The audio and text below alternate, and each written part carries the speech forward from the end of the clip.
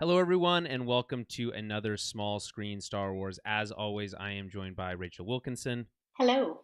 And I'm Julian Mush. I didn't mention that in this. Off to a great start. We're here for a special occasion. This is, we're recording technically a day early, but this is Star Wars Podcast Day for 2023. And we were invited this year, and we're happy to be part of it. And the reason that this day was picked, actually, which will give some a little bit of background, is because apparently, according to the folks over at Star Wars Podcast Day, which you can follow on Twitter at Star Wars Pod Day, the 24th, that's right. Am I crazy? Because I feel like it says it's the 24th anniversary. Okay, yeah, it's the 24th anniversary of Jedi Talk, which is the very first Star Wars related podcast, which premiered on February 7th, 1999. That's pretty crazy. 1999. I don't think I even knew what a podcast was in 1999. Yeah, I don't think I did either. I mean, I was 9, so yeah. So that is at least the reason for this date. So we're recording, like they said, on the 6th. This podcast will go live on the 7th, but we're doing it live tonight on this Monday evening. And for the occasion, I got myself dressed up. I've got my Punchy Chewy hat, and I've got my Pew Pew Pew Star Wars shirt on. Because I want people to come hang out with us when we do this live. It's always a good time, and we like to engage with the folks while they are in the chat room, I guess. Yeah. You call it chat room? I don't like that term. It's very loaded for me as someone who is. We talked about this before. We did, yeah. Yeah. And it sounds creepy to us. Yeah, it just seems like you look out. Someone's going to try to lure you into a meeting somewhere you don't want to meet. Exactly. In the live chat, we can chat. Yeah, live chat. That's exactly right. And we do this live on YouTube and on Twitch. So twitch.com/TowerBabbleCast. And on YouTube, it's Tower of Babel Podcast, I think. It's slightly different. I don't know why I did that. It was a mistake. But you should be able to find it if you search Tower Babel there. Small Screen Star Wars. I'm going to give a little bit of background since there's potentially new listeners here today. I want to give a little bit of background of who we are, what we're doing. So, as I mentioned before, I'm Julian Mush. I have been podcasting for 7 years now. Ooh, it's a long time. It's a long time. We started with the Tower of Babel podcast. This is a Tower of Babel podcast show, though the Small Screen Star Wars podcast is its own thing. And we started the Small Screen Star Wars podcast. Was it last year or the year before? I think it started with the new Clone Wars episodes. Yeah. Right? You're right. The final season. Yeah. Because I think, you started it, and then I invited myself on board to argue with you. So that's right. Because the first few episodes are you by yourself, and I was like, Jules, we're going to have to let me come on here and yell at you because you have some questionable takes. Yeah, exactly. I needed some help. So yeah, I talked about this because, obviously the other co-hosts on the Tower of Babel were not interested in doing weekly recaps of the Clone Wars. Yes. And that's their loss, in my opinion, because it was a real hoot. I really enjoyed doing it. Basically, since then, we've been doing weekly recaps of Star Wars programming. Basically, it's not every week because there isn't a Star Wars new show every week, but going into this year, it might be pretty darn close to every week. It's getting like we're getting less and less breaks in between, I find now. Yeah, and it generally speaking, we're excited about that, and we're going to I mean that in a good way. Yeah, we're going to be talking about all the different shows coming up this year, and we're really stoked to see what those look like, and kind of go through, because some of them are kind of question marks in my opinion, and what I mean by that is they're question marks in the sense that I really have no idea what they are, but in the sense that there's also this other idea that considering the quality of the Star Wars stuff we've been getting as of late, I would say since Andor, I think we're in for a real treat. It was things were a little rocky there for Obi-Wan and Book of Boba Fett last year. And you know what? We can maybe blame COVID for some of that. But we're all just a little jaded. Yeah, that's right. But now Andor's come and gone, and we're like, wow, what a new set the bar at a new height. And we've got Mandalorian coming right away. There's a Star Wars video game coming this year. There's lots to talk about. So we're going to get into that. That's what this special episode is all about, previewing the year of 2023 in Star Wars. Before we get into that, though, a couple things. Want to remind all the folks at home who haven't done so already, head over to Twitter at TowerBabbleCast on Twitter, BABBLE, and Facebook.com/TowerBabbleCast. Like us there. That's where you're going to find the best, most recent information about what we're doing, including when we're going live, because it's not always consistent. When we're covering the Bad Batch, which we're doing right now, it's Thursday evenings. And as long as Star Wars keeps putting things out on Wednesdays, then it should typically be Thursday evenings. But for now, I would say, again, just check the Twitter and Facebook, because that's where you're going to find that information. Head over to our website, towerbabble.ca, to find everything that we do. And it's been a lot. We've done a lot of stuff. In fact, you can go all the way back, if you want to get really fancy, to one of our very first episodes, which is actually just a snippet from a previous Tower Babble podcast, when we interviewed Pablo Hidalgo from the Star Wars Story Group. And it just so happens that he is an alumnus of the college that I went to. Oh, really? Huh. Yeah. So he was being honored by the school, and we were doing an on-site podcast for this event, and he was nice enough to join us.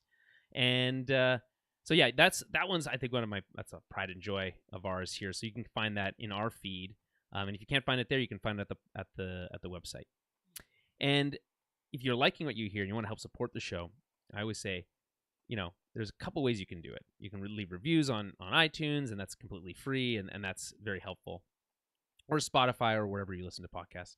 But if you got a little extra cash and you want to help support the show, keep the lights on, literally, there's a way to do that, and that's at patreon.com/TowerBabbleCast. You can head over to towerbabble.ca/donate for kind of a one-stop shop for how to get there.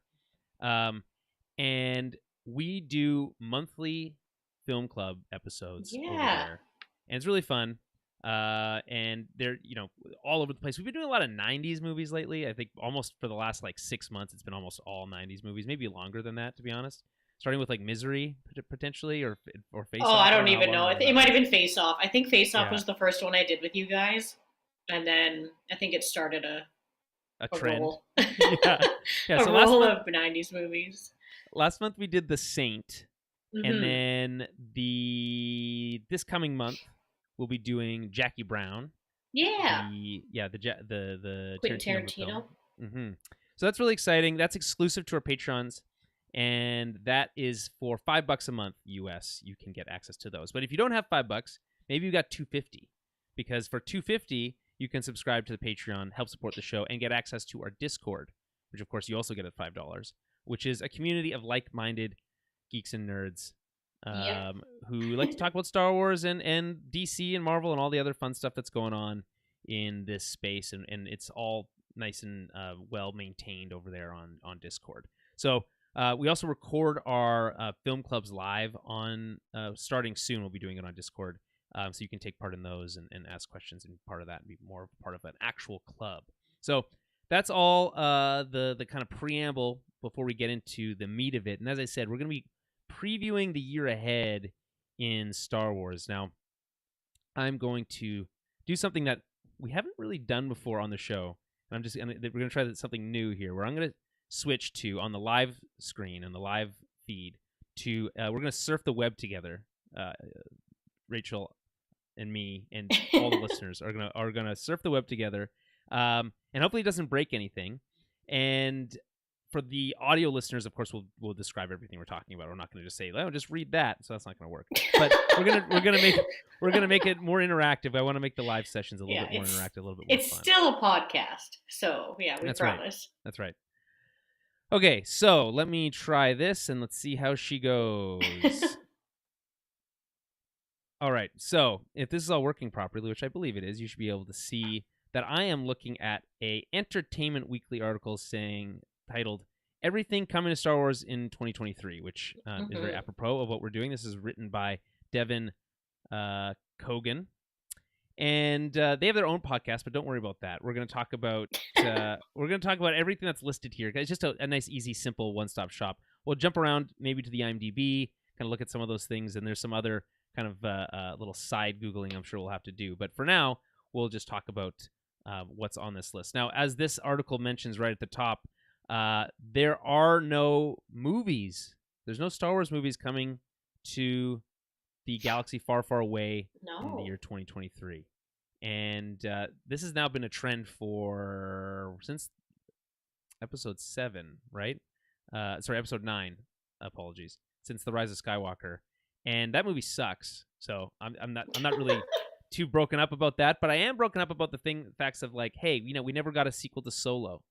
And there's that Rogue Squadron movie that Patty Jenkins is supposed to be making, but who knows when that's going to happen? It's on pause now. Taika Waititi's supposed to be making a Star Wars movie. We haven't heard about that in a while. So I hope that's still a thing. Yeah, me too. I was watching episodes of Our Flag Means Death. Oh, okay. Which is a very funny show. Like, I remember covering this since the very inception of it when it was announced that he was going to be making a show called Our Flag Means Death about pirates. And I was like, that's a really funny title for a pirate show. And so ever since then, I've been watching that, and it got canceled after its first season it got Zaslaved. At the old DC Warner Brothers. He's the new DC Warner Brothers head executive who cancels things left and right. So it got canceled, unfortunately. But there's other things that he's involved with, like What We Do in the Shadows, which is... I was just going to say, I've been watching the new season of that. It's so funny. Nadia is one of the funniest characters. She's so good. It's so funny. I'm very partial to Carl Robinson for anytime he is in the room. Colin Robinson. The like dry humor and like just the way he is just kills me. It's so funny. I think the inclusion of the energy vampire in that show is a very brilliant move because they are constantly able to just pull like things from the real world that are just so relatable for him to do. Yeah. Because like at one point they're in a car and he just starts backstreet driving. He's like, no, take a right. And I'm like, that's the funniest stuff. Because of course an energy vampire would do that. Oh, the season they have him like working in an office, I was just dying. I'm like, oh my god, this is amazing. Like just standing at people's desks, just talking to them about nothing as they slowly lose their energy. So funny. And then he gets promoted and gets too powerful, which is actually really So anyway, it's a great show. Though. But either way, as the name of this podcast suggests, we typically cover Star Wars on the small screen, which is where it has lived. Basically since Disney took over. I mean, obviously there's been 5 movies since Disney took over. That sounds right? The trilogy of the sequels, Solo and Rogue One. Rogue One, yeah. It sounds right. So, and those of course were great. Some better than others. We'll just say I'm a big fan of Episode 8. Not so much a fan of Episode 9. I've cooled a lot on Episode 7. Rogue One is amazing. Solo, I haven't seen since I saw it in theaters. I really enjoy Solo. I think it's a good movie. I want more young Lando, is what I want. Right? Yeah. Like, very, very good. And just more, I don't know, the whole ending that they cliffhang on. I would like to see more of that Kira and shit, too. So right. Actually, absolutely. Fuck, it's so cool. Not to ruin it for anyone. But I mean... Yeah. If you haven't seen it by now, it's on you. But that's right. And like Alden Ehrenreich, I think got a raw deal. I think he was very good as a young Han Solo, in my opinion. I thought he was great. Yeah. He's actually apparently he was just in another movie recently where he was just killing it. I don't know what that is off the top of my head, but I just was listening to a podcast about it recently. So that's all to say, no movies this year. Maybe next year if we're lucky, but I would say don't hold your breath. It's at the earliest I would say 2025 for Star Wars movies. But that's okay. There's lots to talk about on the small screen. So let's start with, as this article starts, with The Bad Batch Season 2, which of course we're already covering. How convenient. So we're covering The Bad Batch Season 2. We cover all of Season 1, so you can find all of our week-to-week coverage over there. If you've been listening to the show, you know that we are big fans of Lucasfilm Animation. We think that they're doing absolutely stellar work over there at that animation studio. They've taken the leaps and bounds in just visual fidelity that they've taken with their dynamic lighting and soft focus and all these things that they can do now, especially in environments. Environments look so good that it's like if you tuned out after season 1 of Clone Wars, no one would blame you. But come back, take a look at what they're doing with the Bad Batch. It's great stuff. Yeah, this isn't really much of a preview because again, it's already started. It started in January 4th. It's running for 16 episodes, but not 16 weeks because it premiered with 2 episodes. And in fact, I just learned out today that this week, to avoid conflicting, well, actually, there's 2 things I learned. To avoid conflicting, this is completely unrelated, but The Last of Us is premiering its next episode on Friday, for those who are watching that show, to avoid conflicting with the Super Bowl. And I guess as a party favor for the Super Bowl, the Bad Batch is premiering 2 episodes as well. So the Solitary Clone and something, I don't remember the Solitary Clone is the name of the... Oh, no, I know, but I mean, like, why is Bad Batch releasing 2 episodes because of the Super Bowl?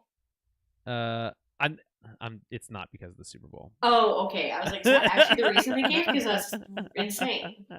Or is that's what The Last of Us gave. That's the reason The Last of Us. Oh, okay. No, that makes sense. But I was just like, what is happening? I'm confused. But okay, it was a joke. Went over my head. It was a joke, and it went over your head because it was a football-related joke, and so shocker that somehow went over your head. So, unless I'm going to pull up the IMDb page here, and I'm going to go to the episode guide because I want to make sure I get the titles right. Because we were speculating about what these were, and now we're going to have to we're going to talk about this on Thursday. But right now, what we have coming up, not the Solitary Clone, that was actually the standout episode 3 from the season. It's going to be the Clone Conspiracy, right, and Truth and Consequences. So it's like I guess it's a 2-part episode. I'm guessing it's going to star Cody and Rex and all of our favorite Bad Batch members actually having a serious mission. Yeah. Or it's not going to have the Bad Batch at all. It's also possible. Yeah. No, I don't know. The fact that it's going to be 2 episodes is, like back to back, makes me think that it's going to be like kind of more like one big episode. So it should be very intriguing. And like I said on Twitter, it means an extra long small screen Star Wars. Yeah, well, it's going to be extra long, especially compared to the episodes we did for Entombed and Faster, which were... I think one of them was like 45 minutes or 50 minutes or something. Yeah, we set a new land speed record for length of our show, which is typically about an hour, but we came in under an hour for both those. Just not a lot to discuss there. Just not, these are kids shows. That doesn't always mean that they're lacking in depth. In fact, it's quite the opposite. But sometimes you get some of these shows that are more, there's just skin deep. You know what I mean? Yeah, they're just there for fun. So that's the Bad Batch. Anything you'd want to add about the Bad Batch so far, or what you're looking forward to for this series before we move on to something that's actually coming next? Yeah, I mean, I think I'm just looking forward to getting into some more nitty-gritty episodes, which I think is what we're going to start getting into this week. So I have high hopes for what's coming up on Wednesday here. So yeah, that's about it. And then we'll see where we go from there. But I would like it to start on a roll and then continue that roll throughout the rest of the series. Yeah, less faster, more Solitary Clone. Yeah, less fluffy episodes and a little more in depth, kind of darker ones. But right, and again, this is a spiritual successor to the Clone Wars, so we're obviously here for it. There's lots to connect back to the Clone Wars into. Yeah. And so we're big fans. We're looking forward. I mean, I think this week is going to be very exciting. And then it's kind of one of those interesting things where it's potentially, let's see, premiering on March 1st is The Mandalorian. So we'll see how the Bad Batch handles that. It's going to be airing at the same time as Mando. And let me just double check that. See when it's supposed to air. I'm curious if they're going to double up maybe some more so that doesn't happen. But I don't know. Metamorphosis is supposed to premiere same day as as Mando season 1, March 1st. Oh, okay. So, and that would leave 1, 2, 3, 4, 5, 6 episodes. But it looks like the final 2 also air on the same day. So okay, yeah, won't be much of about a 5-week overlap, but considering we typically don't get that many episodes per season in The Mandalorian, it actually might be for most of the season we'll have to double up on this stuff, which is not something I'm looking forward to. I guess no one ever asked the Star Wars podcasters what they wanted. You Yeah, know? it's gonna be some some long podcasting Yeah, evenings hopefully. for us. But Yeah, yeah, that's right. So make sure you pack your pack a lunch and yeah. a thermos. So because you're gonna need to drink something warm to keep your throat ready. Yeah, You know. and you might be on your own near the end, so we'll see. Oh yeah, great. I know my Really. stupid baby is coming, so Thanks a lot, I know it's terrible children. timing. All I should right. have thought of that ahead of time. Yeah. Thanks a lot. Should have All right. planned my pregnancy around Star Wars schedule. This is the first I'm hearing that you didn't plan it around your Star Wars Yeah, schedule. next So time I will. yeah. Okay. So that brings us to something that is actually coming later this year, which is The Mandalorian Season 3. Now, The Mandalorian Season 3 is a probably the number one biggest thing that Star Wars is doing right now, Mando, just in general. Oh yeah. It's globally massive phenomenon, right? Basically everyone knows who. If you show them a picture of the Mandalorian and baby Yoda, Yeah. Grogu, they're gonna recognize it. Yeah, they know who that is. So, which is actually very exciting. I think it truly marks the beginning, or the beginning of the Mandalorian truly marked the beginning of what is a new era in Star Wars. Yeah. And I think that's truly something interesting because I don't. Well, yeah. Sorry, go ahead. Oh no, I was just gonna say I think they very much have been able to, with this show in particular, pull in a whole new set of fans. And maybe not like a new set, but like say you were familiar with the movies, you liked the movies, but you didn't really watch any of the like extended universe content or any of the shows.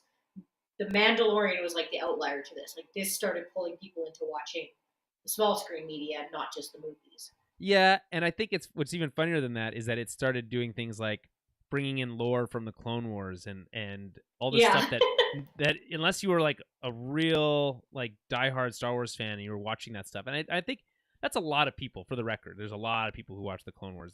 That's not a small number of people, but no, I think not, the majority of Star Wars fans, most of them just watch the movies and say, yeah. And then you ask them, "Are you a Star Wars fan?" They'd say, "Absolutely, I love The Empire Strikes Back" or whatever, right?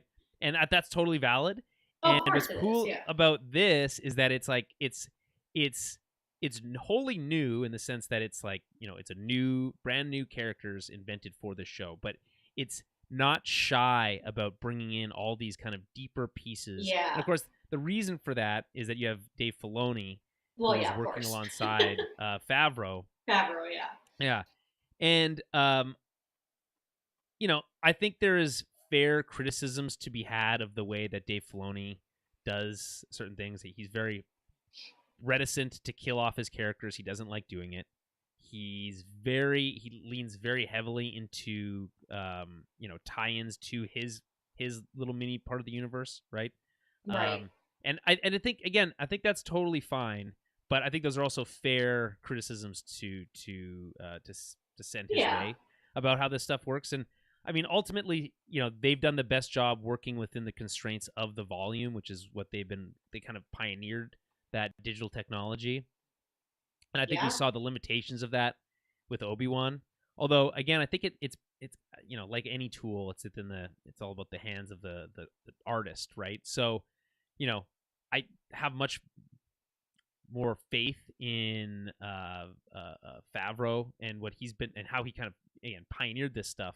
And by say pioneered, I mean this type of technology has been in use in some form or fashion for a long time, but the way that they've kind of built out these giant LCD panels so that they can recreate, instead of using blue screen, recreate kind of environments in a real world setting, I think that's very wholly new.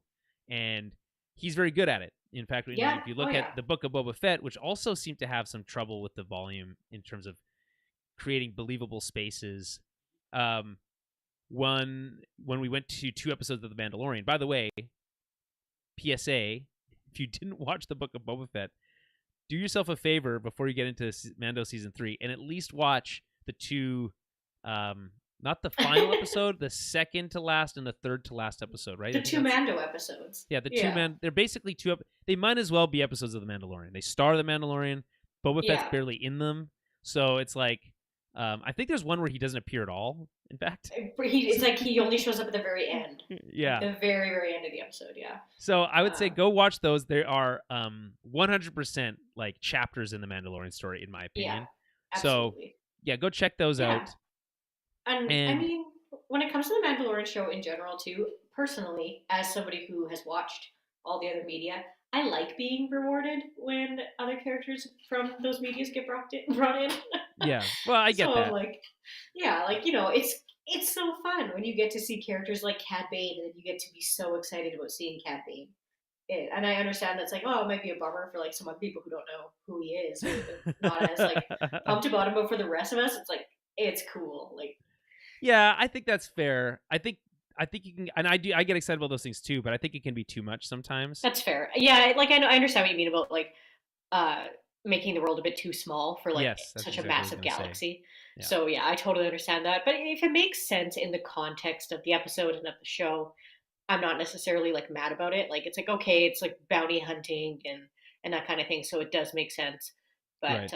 and Jabba, and when you're bringing in these kind of other characters, it does in the end kind of make sense. But It wasn't yeah, Jabba. It was not Jabba, but I his mean his cousin. palace and his Yeah, his that's true. gang. You know what I mean? Yeah, yeah, yeah. That's So fair. Yeah. but yeah, I get what you mean. Where it's like you can't always use that, but I just obviously, and it's not fair to compare things to Andor, and because it's just not even in the same league, in my opinion. But it was very refreshing in Andor, where obviously minus the titular character, everyone was new basically, yeah. right? And it was so cool to kind of and there is other callbacks, right, in that show too. It's not Well, I mean, completely yeah, devoid like of it, there's right? Mon Mothma. They like bring up the Emperor, like they reference him, but Right, it's and what's his name from the ISB is in there with the mustache, right. Yularen. Yeah, yeah, So there are some of those, but I think largely speaking, it relied on its own strength of storytelling yeah. to succeed, and it did, Which and shows that you can do that too. It shows that you can have a show that doesn't it doesn't need necessarily. it. You don't need to. Yeah. So Yeah, maybe other directors and other writers are going to take that into account, being like, okay, Andor was able to do this and do this very well without having to like bring in familiar characters. Like we right. don't, the audience doesn't necessarily need it. Whereas maybe before they kind of thought to keep us interested, they thought maybe we needed some of those, you know, acknowledgeable characters. Mm-hmm. So okay, how do you think this season's gonna play out? Right, we've Of seen the Mando, trailer. We know, yeah, so we, excited. we know that we're gonna go back to Mandalore.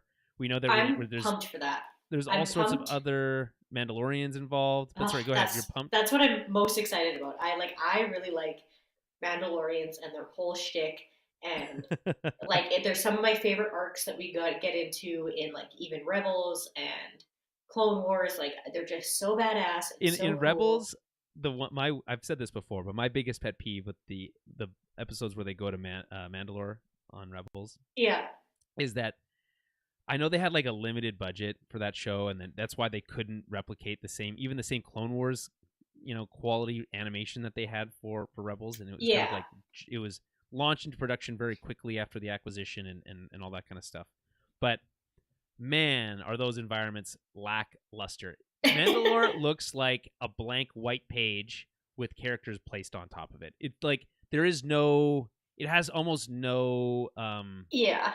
feel of like environmental feel. It doesn't feel like you are anywhere. It just feels like you're floating in a white void when you're on. And then like I understand it's like, oh, okay, it's been nuked and it's all, it's Yeah, like all there's sand, but reasons like holy behind it, crap, but is it like it just feels very lackluster to me. And so in for that reason, the only time I ever felt like Mandalore had a real presence to me was not even the first time it appeared on Clone Wars, because you really only spend time inside the capital city, um, and I guess on the moon. and the moon, Um, yeah, yeah. yeah, but I guess the final season of the Clone Wars in season 7, that Siege of Mandalore arc finally gives it a little bit of Yeah. presence. And then Yeah. I think they really used that as a template for what they did in live action. We saw, of course, in the Book of Boba Fett, we saw Mandalore being, bombed by the Empire. Very Right. gorgeous, terrifying visuals. But it's nice to it's going to be nice to kind of get a sense of place for the Mandalorians and Mandalore specifically in live action. Yeah. I have a hunch though, and I was listening to another Star Wars podcast that I'm a fan of, the Eckhart's Ladder. He's a YouTuber who has his own. I can't remember what his podcast is called. But he was saying that he had a theory that the Mandalore stuff is a red herring. And I don't know if it entirely is, but here's the one thing that I know for sure is that every time a new trailer for Star Wars comes out, whether it's for The Bad Batch Season 2 or The Mandalorian Season 3, you think you get all this cool visual information. Like, oh, there's so much stuff is going to happen this season. And then what inevitably ends up happening is everything from that trailer is in Episode 1, 2, and 3. Yeah, I know what you mean. And like super heavily weighted into Episode 1. Where like Episode 1, I'm going to go off on a limb and say that Episode 1 takes Mando to Mandalore. That's going to be Episode 1. And I honestly feel that it's not going to be like a big. This is not like old school prestige TV where it's like we're going to deal with one small idea and it's going to take 13 episodes to get to it. No, we're going to get to this pretty quick, I think. And then after that, who knows? Because there's all these other kind of tie-ins to things that may or may not happen, right? We know that Ahsoka's coming. We'll talk about that later. There's also we also know that Skeleton Crew is coming. We also both this year. Those both are in the same timeline. They're all part of this Thrawn situation, right? So cool. That they set up in The Mandalorian Season 2. So how much of that stuff is going to play in versus just be concentrating on Mandalore stuff specifically? You know, how do we pick up? Are we going to just forget about Luke? The fact that we just spent all this time with Luke and Grogu, and like what's Grogu's story? We know we're going to get more flashbacks. So there's a lot of that stuff that I feel like is going to be way deeper in the back half of the season. And that the stuff that we've seen from the trailer itself, I think is not a red herring necessarily, but I think it's going to be like he's going to get his Mandalorian status back pretty quickly, is my opinion. Yeah, I totally get what you mean about the kind of it being a red herring where there's going to be more than just. I don't think we're going to spend the whole series on Mandalore, or the whole season. I mean, on Mandalore, but I'm just excited in general, and I guess maybe we can see how much.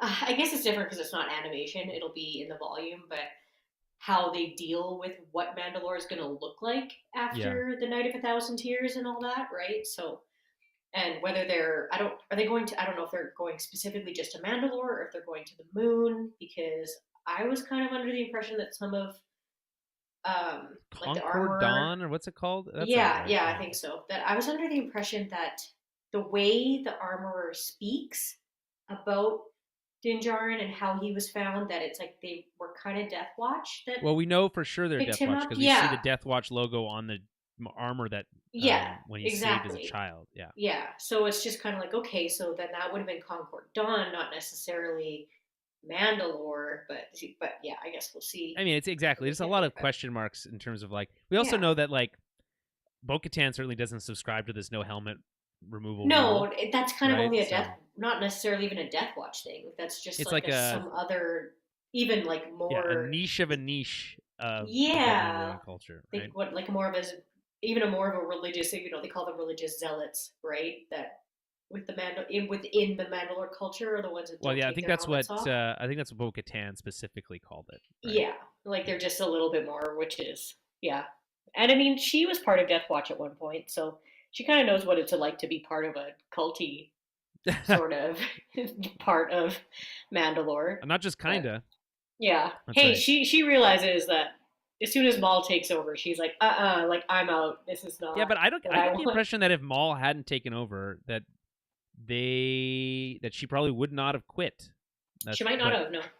But I mean, ifs and buts or candies and nuts. But I do think the Thrawn stuff is going to be more in the Ahsoka show. Well, yeah, of course. Yeah, I don't think that's really going to be relevant to Mando.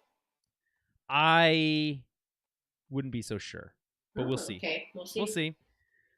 Any thoughts on Grogu specifically? Like I said, last we left Grogu, he was abandoning his post at Maybe Luke's we'll new get to see him speak. I am. Maybe he'll learn Here's to the thing. speak This is so wild to me. Season. because okay, I think it was I don't know if it was Dave Filoni or if it was I think it was Favreau talking about this idea that it's really amazing that people growing up in the 70s and the 80s had Yoda as this like character that's indemitable character that's been around forever. Yeah. Well, now they've introduced Grogu as a character that potentially could be that same thing for children of today. Yeah. And of course, we know that these characters live 900 to 1,000 years, right? Mm-hmm. And well, as good as me, you will not look at 900 or whatever. But how in the world? It's just we also okay. I guess here's the thing. We also recently saw we saw Yaddle very recently. Yeah, in the Visions. No, not Tales Visions. of the Jedi. Tales of the Jedi, yes. Yeah, and she just speaks like a normal person, and of course that's fine. Yaddle never spoke in the movie, so no one really knows that. Right. But I think trying to come up with a voice for Grogu is going to be is like Baby Yoda. Well, I mean, just eventually they have to like. I mean, I don't know how this works because whatever, he's 50 something years old. When do Yoda species start speaking? It's unclear. Right? Yeah. Yeah. But eventually, I think unless you're going to kill off Grogu, at some point that character is going to speak, and they got to make that decision. And it's like, how is that going to work, right? I don't know. I mean, that's it. I'm not saying that that's necessarily even a problem for this season because I don't think it is. But maybe we'll just get like one word out of him, like just like Mando or something. Yeah, maybe they'll literally go like the toddler route. Yeah, like where it's like very slow. I don't think he's just gonna like one day be like, "Oh, I can talk now in full sentences." I think just feel like a slow build, but I guess it has to be. But at the same time, it's like I just find it very confusing because yes, he's a quote unquote baby, right? Mm-hmm. But also not really because he's being trained as a full-time as like a Jedi, right? Well, yeah, he's kind of like a toddler. Is able to like understand complex ideas. Yeah. Right. Yeah. Is able to not necessarily articulate complex ideas, but is certainly able to like come up with his own ideas and plans. Right. Yeah. Makes a choice between whether to go with Mando or to stay with. Yeah, like he has like an emotional intelligence. Well, no, sure. I think it's more than that's an intelligence. Yeah. Yeah. So for me, I just feel like it's confusing. It's one of it's wave your hand, don't worry about it type of Star Wars stuff, and I think that's fine. But it'll just be curious, like a time jump, and then he talks. I think that's more likely it's going to happen. It'll be the easiest way to deal with it. Yeah. Mando's long dead, and now he can speak. Yeah. So the other thing is, we know there's going to be more flashbacks. Curious to see if we get more Hayden Christensen flashbacks. Right. We know that he's doing work for Ahsoka. Maybe there's some side project stuff that he can do there. I would like to see potentially some more live action clones. I'm always a big fan of live action clones, so more of those, please. But I think we're gonna get more information about his origin, like how we survived Order 66, and I think that's gonna be. I mean, we already know because we saw in the trailer that there's a flashback to that. But do you have any thoughts on like any guesses on? I already told you my guess, and you laughed at me. Sorry, what was your guess again? My guess for like forever ago, I was like, "Oh, wouldn't it be cool if like R2 found him and put him in? You know how R2 could like open up and like put things inside of his belly." I don't think he have enough. Does he have enough room for? I think he does. Whatever. That was R2. Was R2 even at the temple during Order 66? Afterwards, because Obi-Wan has to go back there. Right. And he has R2 with him because R2 goes with Obi-Wan after the fight on Mustafar. Yeah. So R2 goes with Obi-Wan. So in theory, R2 would have gone with Obi-Wan and Yoda, maybe back to the palace. So or the temple, unless he drops him off with Padme. No, because Padme's dead. So yeah, R2 probably would have been with Obi-Wan, and then they go to the temple, and when Obi-Wan's re-sending the like message after Anakin is quote unquote killed all the younglings, maybe R2 finds quote unquote. He literally does kill the younglings. Well, he hasn't killed all of them. Some of them are still kind of alive. Reva's still alive. Maybe Grogu's hiding somewhere and he pops out because The first time Grogu and R2 see each other, R2 gets all cute and excited like a dog, like he does when he sees somebody that he knows. Yeah, that's He, possible. he does the I bee thing. suppose. I just feel like if it, I That's don't my know. theory. I'm I know it's still dumb, but it's my not, theory that I'm still R2 not saved him. excited about that idea.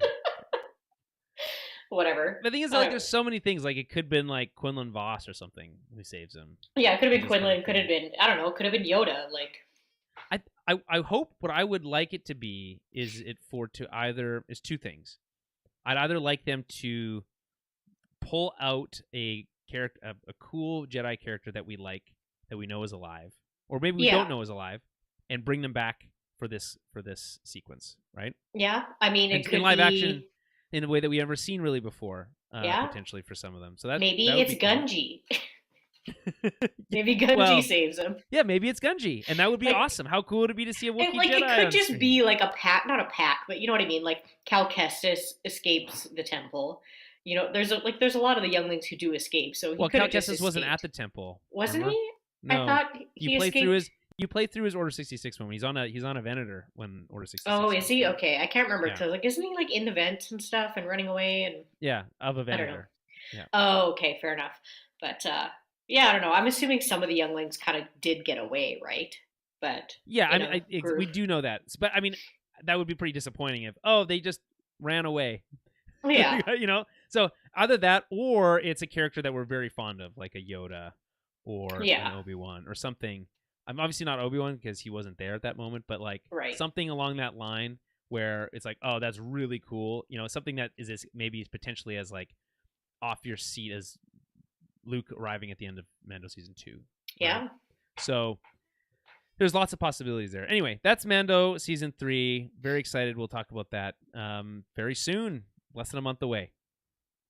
Okay, next up on the list, we have Star Wars Visions Volume 2. Now, the first Star Wars Visions was a bit of a surprise. I think very well received, in my opinion. Yeah. And I think well reviewed as well. So people liked it. Critics seem to like it. And they, I think, took that as a sign we should do more of this. So that's what they're doing. This time we are getting, according to this EW article, we are getting installments from more varied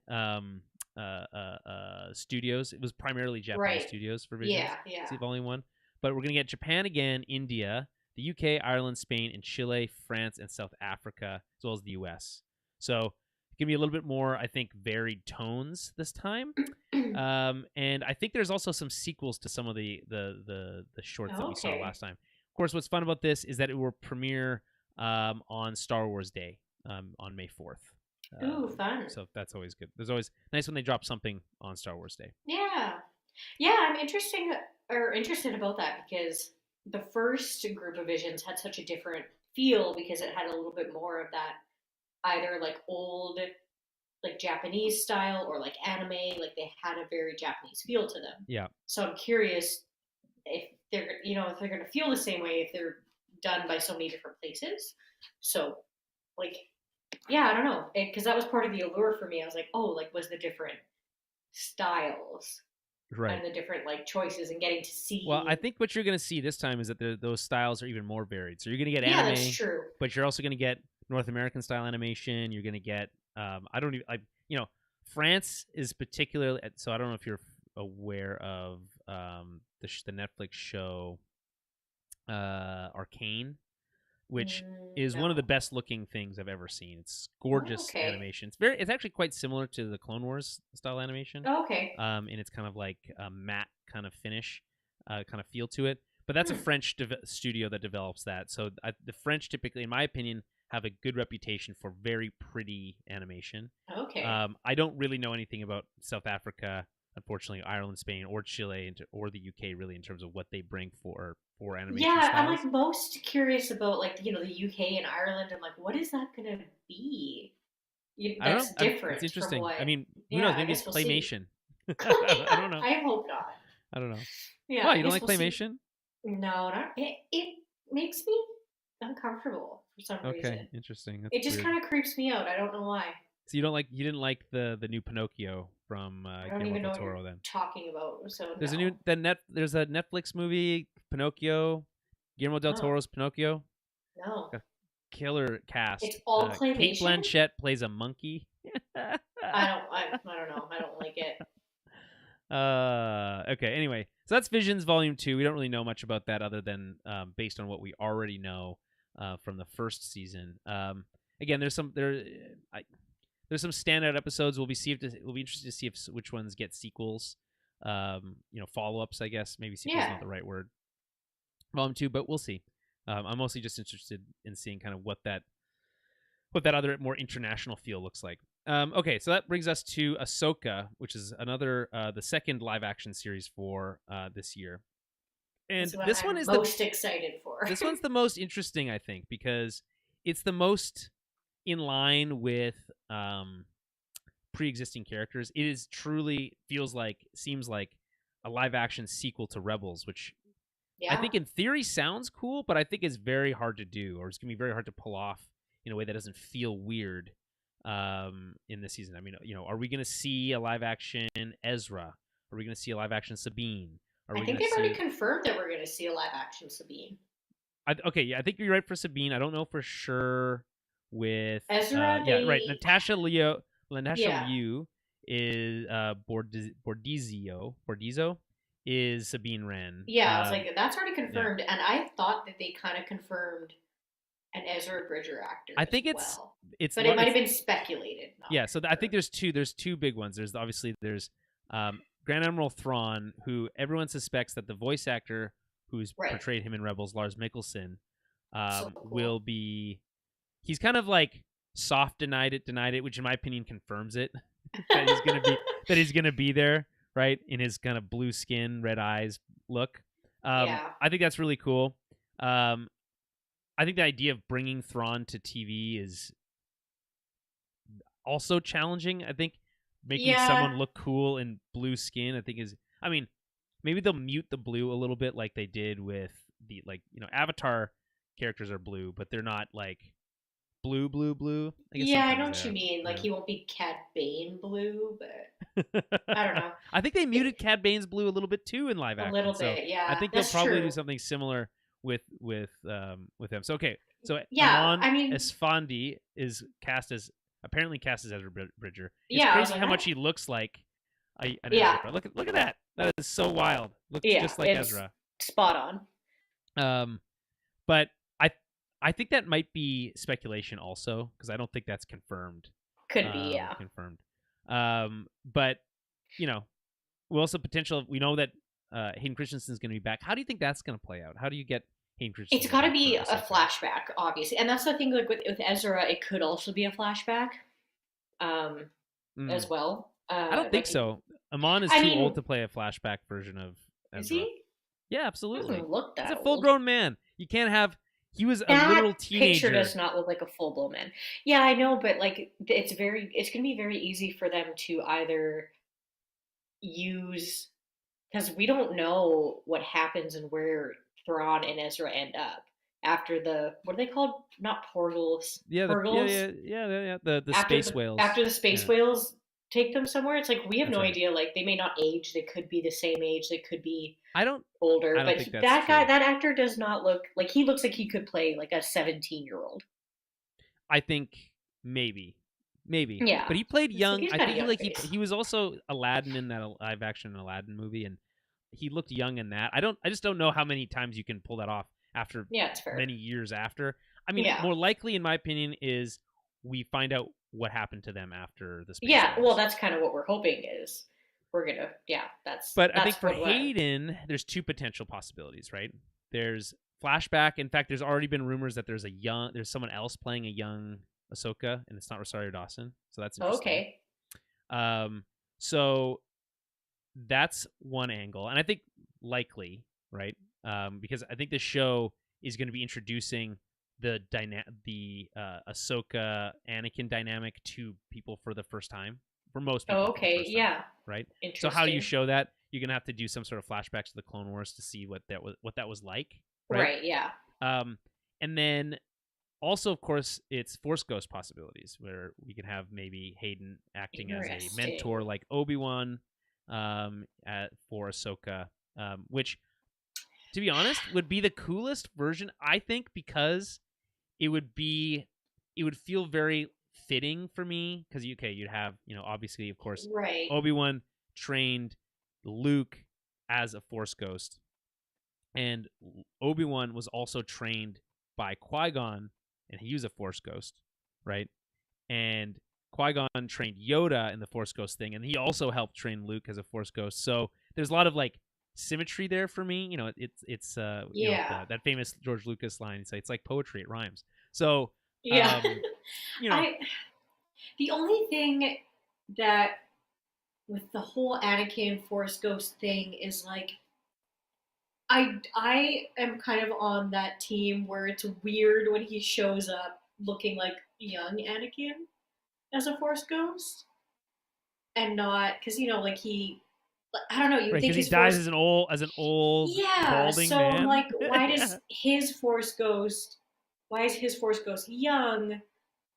But I guess you can make the argument that, like, okay, well, young Anakin's, like, that's when Anakin Skywalker died. Because I think, because otherwise it doesn't work, because I've heard that argument made before too, but in theory, right, if you go by that, like, strict letter of the law rule like that, then no, he becomes Anakin again right before he dies, right? Yeah, And like you, so, yeah, I guess so. No, I don't, like, I don't and know. certainly the very first version of the, before the special edition, which has now been out longer than the original versions were, which is interesting. They just used the original actor, which of course, I don't remember his name, who played old Anakin under the armor. Oh, okay. He was just the Force ghost, right? So, okay, yeah. I think ultimately you can just yada yada hand wave it away to say, they can manifest how they want the person, I guess, maybe. Yeah, I don't know, maybe. Why not? Yeah, sure. He's the chosen one. Why not? Right. Well, and then they do, like, I don't know. It does get, not that it gets complicated, but there's that whole thing about how, when does Qui-Gon learn to actually manifest so you can see him? Because originally he hadn't. He was just like little floaty orbs. He didn't actually like manifest as a ghost, like a Force ghost yet. So you're like, does he learn that as he's a ghost? I guess, because that's the first time. The first time we see Force ghost Qui-Gon is in Obi-Wan. Yeah, so I don't know if this is canon, but in the short story collection From a Certain Point of View, A New Hope, there's two versions. I think there's also one for Empire. Okay. There's a sequence where Obi-Wan is communing with Qui-Gon, and so think of it this way: Qui-Gon learned how to maintain his consciousness after death. Yeah, right? That was his trick that he taught to Yoda, right? And then they refined post death, because if your consciousness is still intact, you can then. Okay, so then him and Yoda were like, cool, we'll figure out how to manifest physically, or like. I don't know if it's not clear if it's together, but I know that in that Certain Point of View short story, it describes how he has to like think about manifesting like his circular system and all this stuff that to put his body back together, and it's like and because he's coming from the living Force and back into like a real world place, it's like very difficult. It's not easy to do. So anyway, I'll accept that then. Yeah. But, okay. Yeah, fair enough. It's a nitpick, and I know it's a nitpick, but.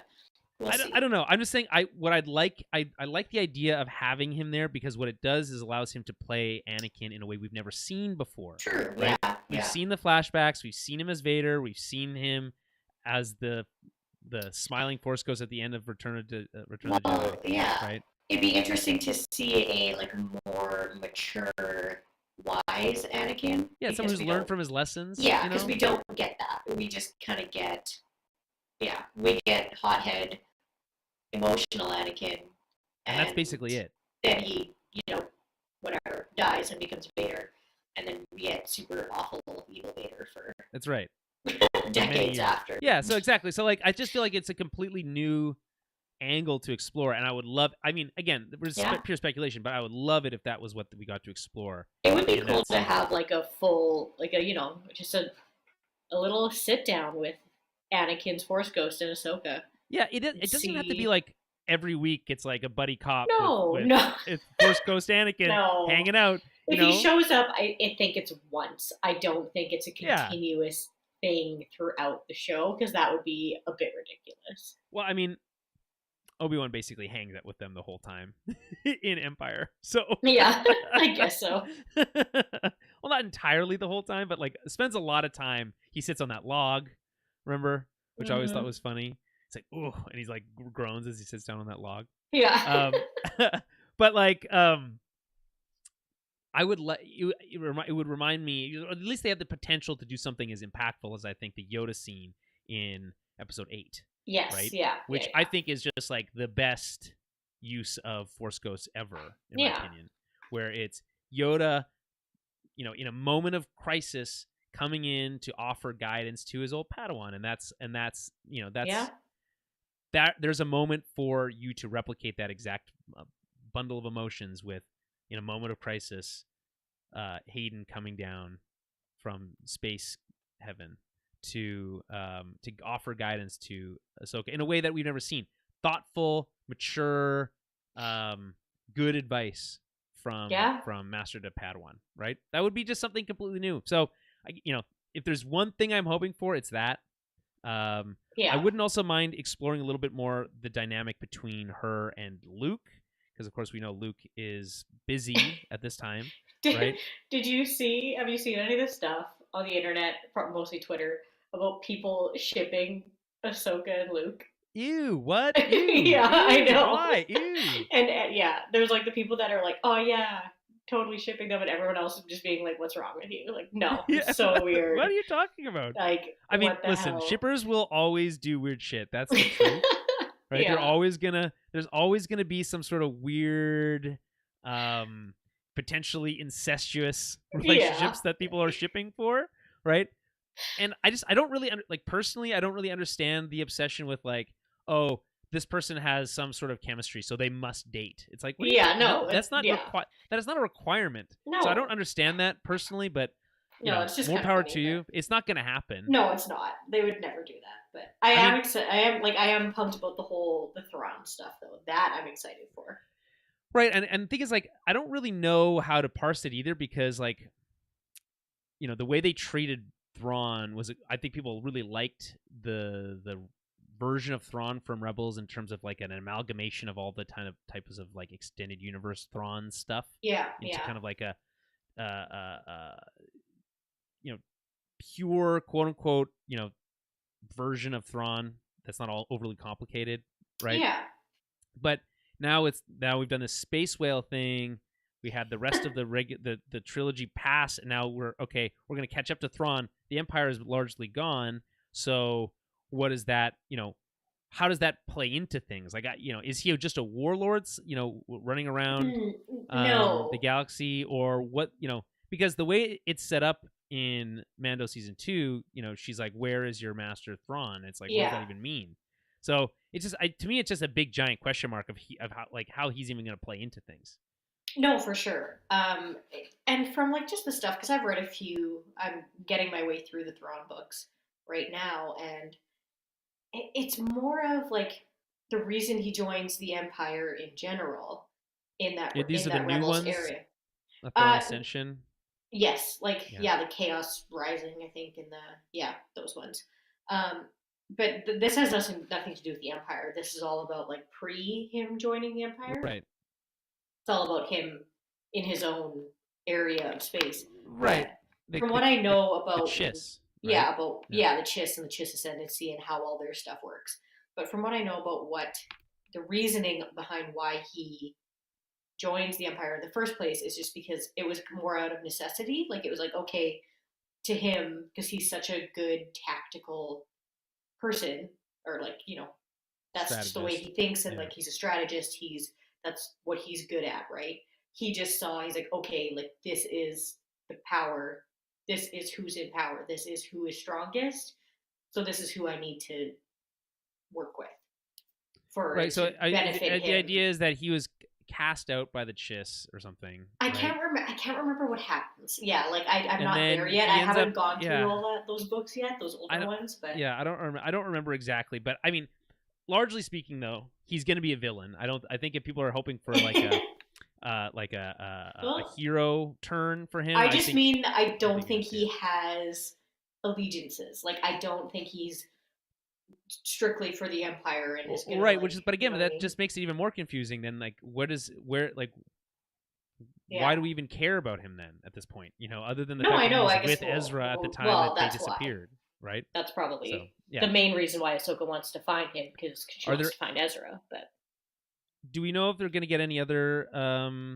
characters from Rebels appear in in this Ahsoka, show? Yeah, I mean, Hera Kate, presumably. that would be cool. Kate, like, I mean, I always like to see Hera and Chopper around. I don't know how long Twi'leks live. She'd be around I still. think she's likely if she survives the war, she's probably still around. Yeah. They and her kid would probably like Yeah. their green haired kid is probably running around there somewhere too. Yeah, So there's exactly. that. I mean, who else could there be? I mean, Actually, wait, we maybe see the ghost in the trilogy, the new trilogy. yeah. It briefly appears in episode 9, right? Yes. Yeah, Yeah, the but it ghost does. But we shows don't know up. Hera was piloting it. No, we don't know So who's piloting it, but yeah. that's true. Yeah, I mean, I'm always down to see Hera and Chopper. So What about Zeb, what's his name? Zeb Garazeb. and Garrus. Yeah. Yeah, Garazeb Aurelios. What Yeah, we'll see. Like, about Callus? Callus is just a human. Yeah, but yeah, but a cool one. No, I know. I'm just like, will he still be alive? I guess so. He would have Yeah. insights into Thrawn that maybe others wouldn't. So maybe they would Yeah, lean on them for that's that. true. Yeah, it just depends if Callus has like survived through Well, at the end, don't they everything. go back to Zeb's planet together? Yes, that's what happens. I was like, hey, wait, no, Yeah, Zeb they goes go back back to to Zeb's his planet that together. like Yeah, complicated home world. Yeah, like they situation. go Yeah. back and hang out there and whatever, be buddies, I guess. And the So I thing don't is that know, all they're those they're flashbacks still are there. post. Those are all after Return of the Jedi. So all Yeah. those characters could still be alive. I mean, obviously Sabine is interesting because she ties into the Mandalore stuff, which is why I Well, think yes, that makes the most that sense why this she would stuff be is even around. more connected. Yeah. But there's just so many. This is again the biggest question mark. It's Yeah. the biggest, I think, swing in terms of what they're doing because again, it's so tied into stuff that a lot of people haven't seen. So anyway, I think that's interesting. Anything else you want to say about Ahsoka? No, I don't think so. I'm just like I said, that's the one that I'm the most excited for. Okay. So next we have Skeleton Crew, which is the third of 3 live action shows. And this one I'm really stoked for, but I have no idea what to expect. So Skeleton Crew is introducing with apparently a whole new corner of the galaxy, whatever that means. It comes from John Watts and Christopher Ford. These are the folks that are known for the Spider-Man, the Tom Holland Spider-Man movies. It's described as a coming-of-age adventure inspired by classic '80s Amblin films like E.T. Okay. It's set after the events of Return of the Jedi. My understanding is that it's in the same era as the Mando verse, Okay. and we know that Jude Law is confirmed Right. as a cast member, Yes. and I He's like the love only Jude cast Law. member, yeah. Yeah, but I love Which Jude is Law. it's funny that it's like a coming of age story, but the only cast member confirmed is Jude Law. So Yeah, it's who's like, what's his fucking old. role? Yeah, he's like he's old. Um, yeah, so I'm assuming this is going to be like a much more like lighthearted. Because what is it? It's about these kids that are lost, right, in the Star Wars universe, Is it? and they're trying to What are make we? their way back home. Is what I Uh, was reading about it. I mean, it's this is potential. Story about a group of kids about 10 years old from a tiny planet who accidentally get lost in the Star Wars galaxy. Yeah. Yeah. Um, I mean, again, like I said, this seems like another one of those situations where they're gonna really go and do something creative and new, right? Yeah. And so Like obviously I in don't this case, know. Jude Yeah, I don't Law is know. either the villain or Yeah. or he's Someone's like the dad. mentor of like Yeah, like he guiding finds them. them or something. Yeah, like it's interesting. So I don't know why my brain is like immediately going to probably just because I just recently watched the new one, but like a that '70s show, like when I don't know whenever people talk about like coming of age shows, You that's think kind of of what I think sitcoms? of. Yeah, well, I just like I think of like that '70s show and like I don't know. I'm just trying to think of like another Listen, I like that '90s coming show, of but I hope this age show is not. I hope story. this show is nothing Well, like that's a what I mean. I'm like, is it sitcom. going to be like goofy or is it going to be serious? Like, is it going to be for kids or more catered towards like young adults? Like, I'm just curious what the target audience I'm is guessing it's and going like to what the be. feel of it is going to be. Well, they said that. Well, they kind of described some of those already. So they described the '80s Amblin style movies. This is the Yeah. Spielbergian films that Okay. Jurassic Park and Okay. Yeah. E.T. and I'm etc. just, Right? it's gonna rely on the casting. I'm sorry to say it, but whether it's cringy or not is gonna directly Well, for here's the me thing. I relate mean, to like how like what 10-year-olds they're casting for here's the this thing, show. right? So the power of those '80s Amblin movies was those kids weren't annoying. So Yeah. and then, again, Goonies is another example of another movie of that Oh, in for that vein. sure. So if you can cast, you can't say it's in the vein of '80s Amblin without having to have a cast that's able to do that, right? Yes. Yeah. So Yeah. I think the challenge is, okay, they got to go and they got to cast it. And for all we know, they're doing the casting right now, right? You got to go out and you got to find the right kids who can work with Jude Law, right?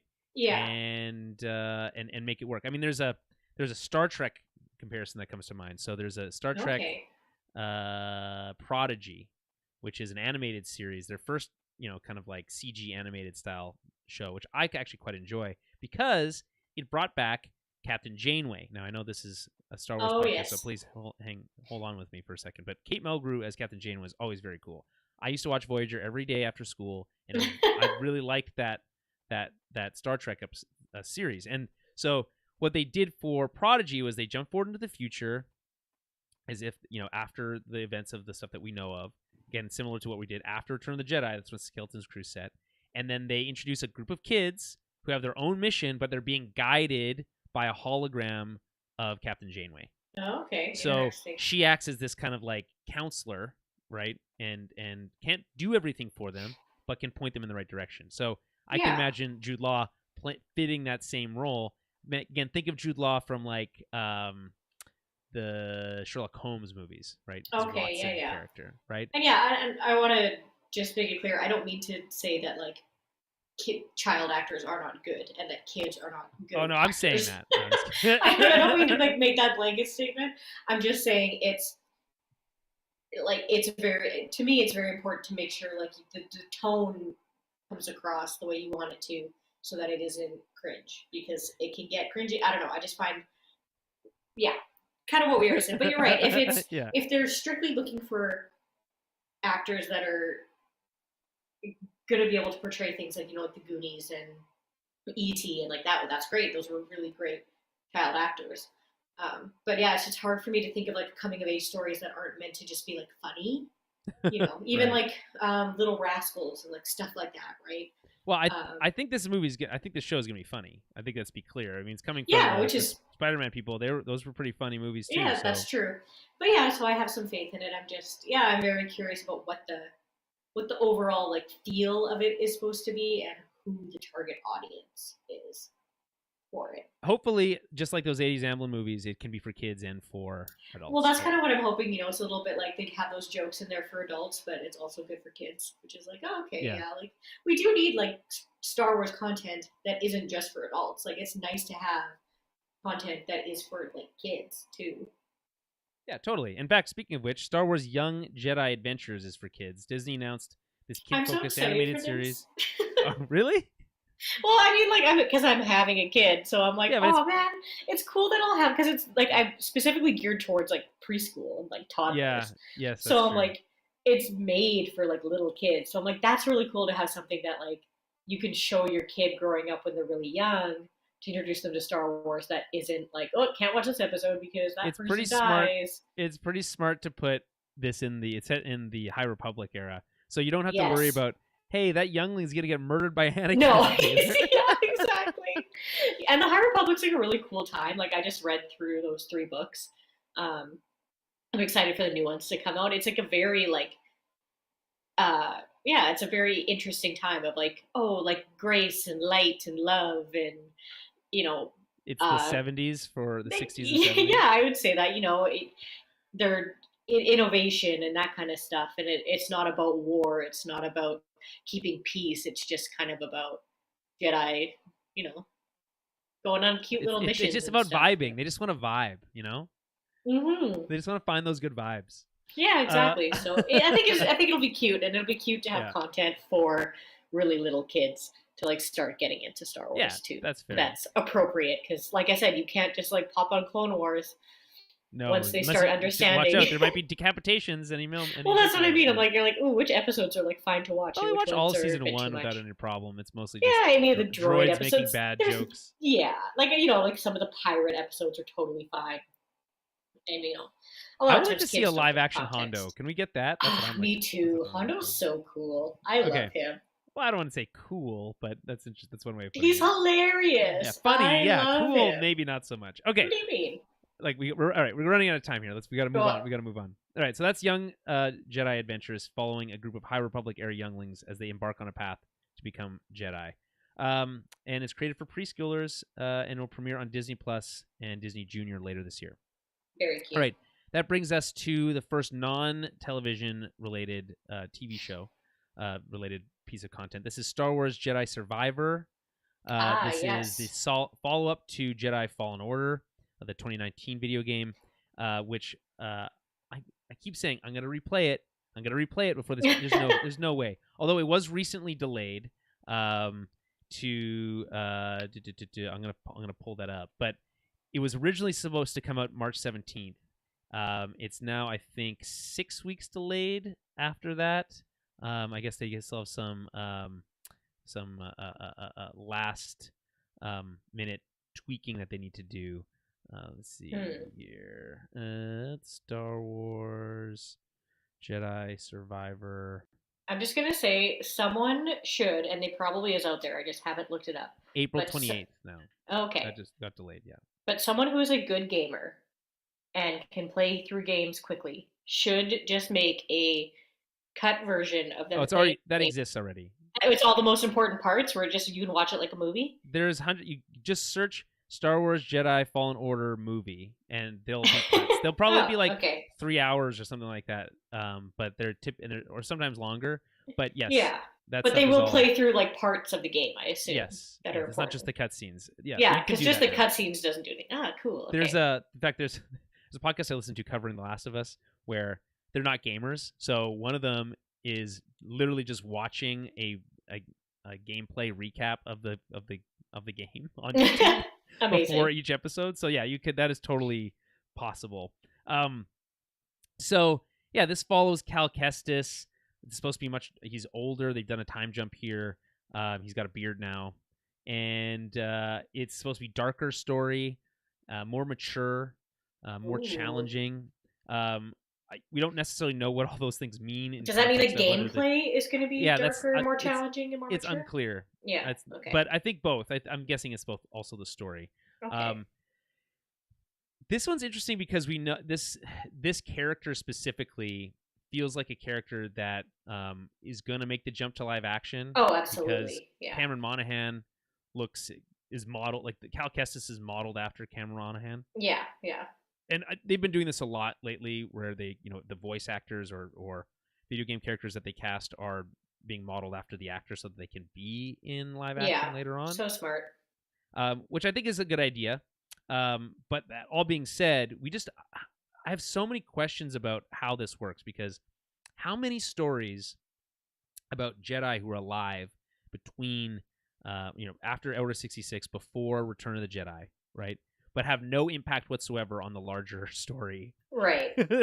against the Empire. Like, are they all like we all said Ahsoka is destined to die and all this kind of stuff that ultimately didn't happen that same way, but like, how many of these Jedi who are supposed to be extinct are running around? I feel like you start straining the credulity a little bit, and I just don't know how many of these games can you tell how powerful of a Jedi can you really become in this series if you're going to keep dealing with an era where Darth Vader exists. Well, yeah, and if you're like untrained, that kind of thing too. Yeah, no, I totally get what you're saying. Where it's like there's a limit to how many of these stories that we can get where it still makes sense and it's still interesting. Yeah, it's like almost like you need to pargil this guy to another part of the galaxy so we don't have to worry about cross contamination. You know? Yeah, that's true. Um, yeah, I mean, because what do they say that like only a couple or a few hundred Jedi exist after Order 66? I don't know. I feel like that number is always different in my head. In my head, it was like a handful, right? No, it's more than that. It's more than a handful. It's like a few hundred, and then Vader and his Inquisitors start hunting them down. So it Right. becomes less and less. But out of I think at the before Order 66, there's supposed to be like thousands of Jedi scattered throughout Right. the different galaxies doing different things, right? And then that goes down to 100 or hundreds. It's like 1% survives. Well, so this is following Cal Kestis as he survives the early years of the Empire. So this is set around the same time as the Bad Batch. So what would be interesting? Yeah. Having the Bad Batch make a cross appearance cool. in this game. So, or him appearing in the Bad Batch. I think either one would be really cool. Yeah. But yeah. We don't need crossovers for stuff to be cool. It's nice when those things happen. Yeah. But yeah, I just feel like there was kind of a clear goal for what you're trying to achieve in the first game, Yeah.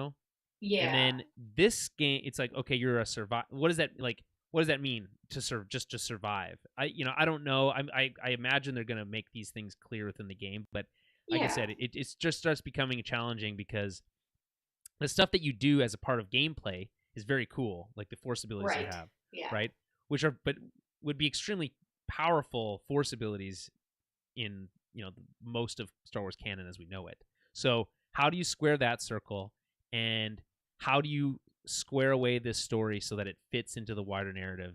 Now there is the argument that canon is a curse and that you should just tell stories as they need to be told, and that's fair. I actually largely agree with that concept, but that's just not the world we live in right now. And this is a game that's it's set in a world that we already know at a time that we already know. These are just questions that I inherently have come to mind. So I mean, I'm excited to play it for sure, especially on my PS5. It's gonna look like it's gonna look very good. Yeah, like we all know that like Cal Kestis doesn't have like plot armor, right? Like he could die at any time. So that's an interesting element to it. He dies constantly when I'm playing. Yeah, right. That and the fact that like you never know how these Jedi that are on the run are going to deal with being on the run, like because they might just get to a point where they're like, screw it, I'm just gonna go into hiding for long enough until like people aren't hunting me anymore, right? And not use their Jedi powers and not actually be an active Jedi in like the rebellion, say, right? So they might just be like hanging out, doing their own thing, bounty hunting or doing other stuff, right? They don't necessarily need to be like an integral part of the rebellion and taking down the Empire later on. Yeah, that's true. I mean, I don't know. Either way, it looks like there's some cool stuff. Like it looks like you're going to get those like High Republic era, big lightsabers with the like Kylo Ren style like hilts. So that's going to be kind of cool. There's, I'm more excited about it from a gameplay perspective. It looks like it's going to be more challenging, but in a good way. And more kind of slower paced kind of types of combat, which is more interesting. So that's kind of cool. I'll see. It'd be interesting to see if they explore more of the Zepho stuff, especially now that we saw some in the Bad Batch. So how does that kind of play into things even more? Again, the Zepho stuff always feels tangential to me because I don't understand. We don't really understand how it applies to what's happening now. Is it just neat to know, or does it have some sort of larger implication? Well, yeah, exactly. I don't know. So yeah, that's Jedi Survivor. Any final thoughts on that? No, I'm just excited to watch somebody else play it. Fair enough. I'll try. I'll attempt. Like I said, I'm trying to play Knights of the Old Republic right now. Maybe I'll dust off my streaming box and I'll connect my PlayStation 5 up and we'll see if we can get that to work. And I'll stream while I'm playing it. I mean, I'm sure there'll be lots of streams of it, but it's something I haven't done in a long time. Yeah. Okay, so let's move on to this. I'm just going to read these 3 paragraphs from the EW, which is Books and Beyond. Not all Star Wars news is happening on screen. The Lucasfilm Publishing Department will also be busy cranking out new stories set in every corner of the galaxy. If you're a Cal Kestis fan, he's getting a book of his own called Jedi Battle Scars, which is set between Fallen Order and Survivor, and will hit shelves on March 7th. There's also a slew of books planned for the High Republic series, starting with April 4th, The High Republic Cataclysm by Lydia Kang. Other High Republic highlights include the middle grade book Quest for Planet X by Tessa Gratton and the YA novel Path of Vengeance by Kevin Scott. Finally, Marvel Comics is also expanding its Star Wars offerings. Longtime Star Wars writer Jason Aaron is penning the new limited series Darth Vader Black, White, and Red, while Mark Guggenheim is kicking off the 40th anniversary of The Return of the Jedi with a new series of one-shots. So that seems pretty interesting. Okay. Yeah. I very typically don't keep up with the extra content, and I mean by that I mean the comics and books. I dip my toe in every now and then when something's really kind of jumps out at me. Yeah, I'm trying to. But yeah, it's just too much. He has the time, you know. Yeah, yeah, I agree. Anything you want to add?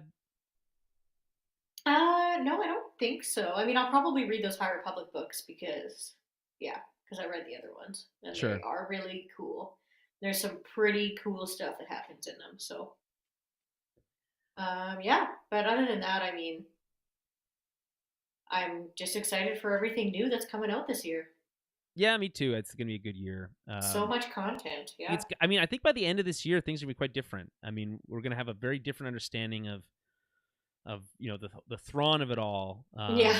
Where how Mando fits into that, and kind of hopefully a better glimpse of terms of what the movie landscape is going to look like.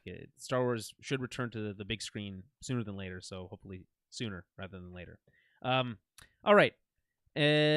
On that note, I think we can wrap things up. I will say that, hey, the screen sharing thing worked. So if you are interested in I'll try to be more engaged on this with the podcast going forward, in the live sessions, that is, with using the screen to do more interesting things.